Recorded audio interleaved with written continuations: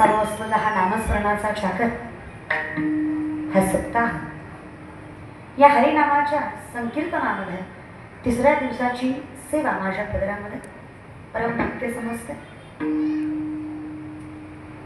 ज्या संतांनी तुमच्या आमच्या कल्याणासाठी अवतारित व्हावं, जगाच्या मालकात आणि त्यांच्या तीळ मात्रही फरक नसावा, आणि तो का नसावा याची व्याख्या तुकोबरा अभंगात सांगतात. का तो फरक नाहीये? देवात आणि संतांमधला फरक नेमका कुठल्या गोष्टीमुळे दूर झाला?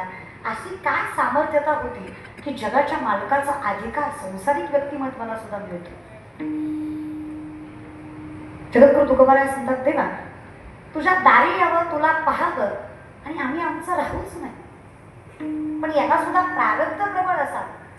तर ज्ञानोबराय म्हणतात, बहुत सुकृताची जोडी म्हणून विठ्ठल